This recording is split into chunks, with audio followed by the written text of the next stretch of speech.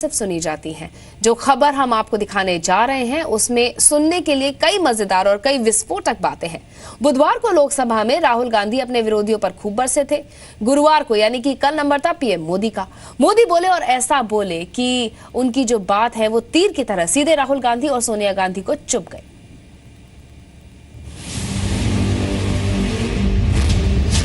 मोदी जी आए, राहुल गांधी जी आ गए। नमस्कार, बहुत बहुत धन्यवाद। भैया मैं आरएसएस का नहीं हूँ, मैं गलतियाँ करता हूँ। ऐसे तेजस्वी सांसद है, मैं सब कुछ जानता नहीं हूँ, सब कुछ समझता नहीं हूँ। उनको सुनना, उनके विचार अपने आप में एक बहुत बड़ी एसेट है। और बीच में मैं ऐसे हिला, एक और सही, परसों ताजगी भरी हवा। गलती कर दी, सही बात। सर झुका करके आपका आदर करता हूँ। मोदी जी की फेयर एंड लवली योजना आई है। मैं जानता हूँ। अरे बोलने दो भाई। नए एमपी रुचि ले रहे हैं। जहाँ देखो, इंटरनेट में देखो बब्बर शेर, कितने शानदार विचार रखते हैं जी। टीवी में देखो बब्बर शेर। बहुत स्टडी करके मनरेगा चीजें समझने में बड़ा समय जाता है। अच्छी बात बोली, तो ऐसे थोड़ा मार दीजिए हाथ। आप कुछ बातें ऐसी हैं, थोड़ा सा मार दीजिए। अब आपकी बात सही है। स्पीकर मैडम, उम्र तो बढ़ती है लेकिन समझ नहीं बढ़ती है। सॉरी। कुछ लोग मनोरंजन भी करवाते हैं। It's gone. ये आप ही की तो देन है। बड़े पावरफुल आदमी है नरेंद्र मोदी जी। मैं आपके साथ 1000% सहमत हूँ। सुनने क्या आता? बैठिए।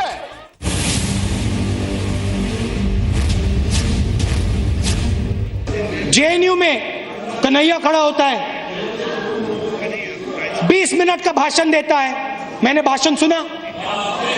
20 मिनट में उसने हिंदुस्तान के खिलाफ एक शब्द नहीं कहा। उसको आप अरेस्ट करते हो। सार्वजनिक जीवन में हम सब लोग आंसरेबल हैं। कोई भी व्यक्ति हमें सवाल पूछ सकता है, पूछने का उसका हक है।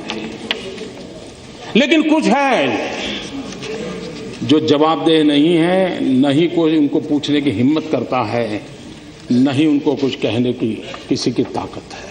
मैं घटना का सिर्फ जिक्र करना चाहता हूं, अर्थ आप लोग लगाइए।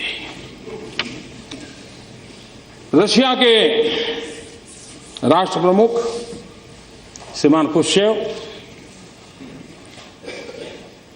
जब स्टालिन की मृत्यु हो गई, वो उनके साथी थे, तो स्टालिन की मृत्यु के बाद ये जहां जाते थे क्रुश्चेव स्टालिन की बड़ी आलोचना करते थे।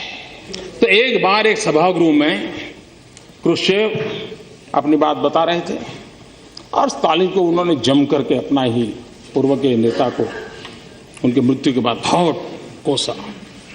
एक नौजवान खड़ा हो गया पीछे से, उसने कहा मिस्टर क्रुश्चेव, मैं आपसे सवाल पूछना चाहता हूं। बोले, आप स्टालिन को इतनी गालियां दे रहे हो, इतना बदनाम कर रहे हो, उसके विरुद्ध जब वो जिंदा थे आप उनके साथ काम करते थे, तब आपने क्या किया? और कुछ पल के बाद क्रुश्चेव ने कहा, जिसने सवाल खड़ा किया है वो जरा खड़े हो जाओ। वो खड़े हो गए। उन्होंने कहा, तुम्हें जवाब मिल गया?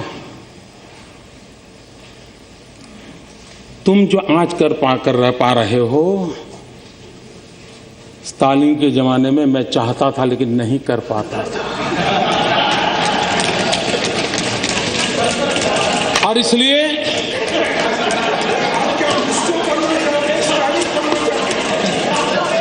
इसको समझने में देर लगेगी, लेकिन इसमें कोई बादाम काम नहीं आएगी। आपको तो शायद थोड़ा समझ आ जाएगा, औरों के लिए मैं नहीं कह सकता। आप जेएनयू और रोहित वेमुला के पीछे क्यों पड़े हैं, मैं आपको बताना चाहता हूं।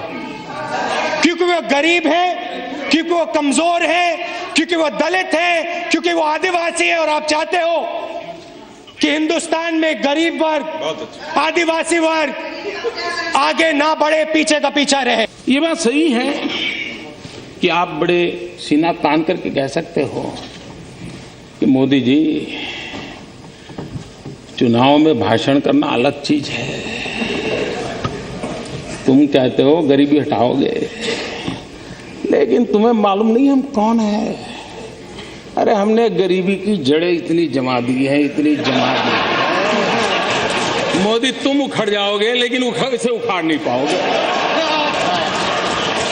इस बात का कोई इनकार नहीं करेगा कि इस देश के 60 साल के कार्यकाल में अगर हम गरीबों का भला कर पाए होते तो आज मेरे देश के गरीबों को मिट्टी उठाने के लिए, गड्ढा खोदने के लिए मजबूर नहीं होना पड़ा। He told the Congress president that he had solved the Nagaland problem. And the most important question, where has this accord gone now? Bangladesh सीमा का विवाद सुलझा। आप कह सकते हैं देखो, हमने अगर हमारे कार्यकाल में कर दिया होता तो मोदी तुम्हारा अचीवमेंट कहां होता है? ये तो तुम्हारे लिए हमने छोड़ के गए थे, आप ही की तो देन है। मेक इन इंडिया का बब्बर शेर तैयार किया, काले रंग का बब्बर शेर, उसके अंदर देखो तो घड़ी जैसा चलता है वो। जहां देखो, इंटरनेट में देखो बब्बर शेर, टीवी में देखो बब्बर शेर, मोदी जी का भाषण सुनो बब्बर शेर, स्टेज जल जाता है बब्बर शेर। मेक इन इंडिया की मजाक उड़ा रहे हैं ना, मेक इन इंडिया की मजाक उड़ा रहे हैं। जाने ऐसा क्यों है कि हम लोग अपने देश की इमेज ऐसे बनाते हैं जैसे हम भीख का कटोरा लेकर के निकले हो, और जब हम खुद ऐसा कहते हैं तो दूसरे लोग यही बात और ज्यादा चीख करके कहते हैं और ज्यादा मजबूती से कहते हैं। ये मैं नहीं कह रहा हूं, श्रीमती इंदिरा गांधी कह रही।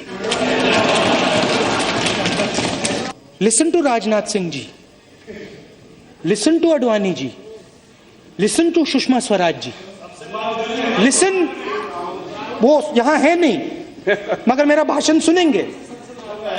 Listen to your MPs, listen to us across the aisle here, we are not your enemies, we don't hate you. पर उपदेश कुशल बहु तेरे,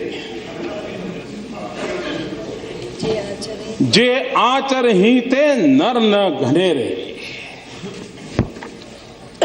दूसरों को उपदेश देने की कुशलता वाले तो बहुत सारे लोग हैं, परंतु जो खुद वैसा आचरण करे वैसे लोगों की संख्या बहुत कम है।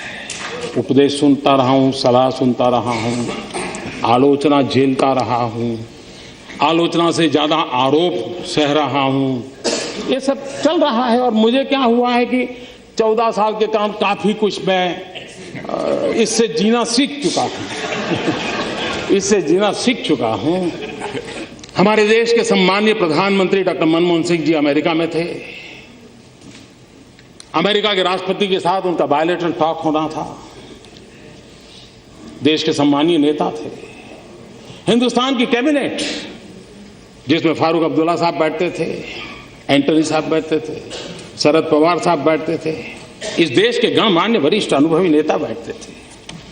उस कैबिनेट ने जो निर्णय किया, उस निर्णय को 27 सितंबर 2013 पत्रकार परिषद में फाड़ दिया गया था। ऑर्डिनेंस को फाड़ दिया गया। अपनों से बड़ों का मान, सम्मान, आदर, मैं बहुत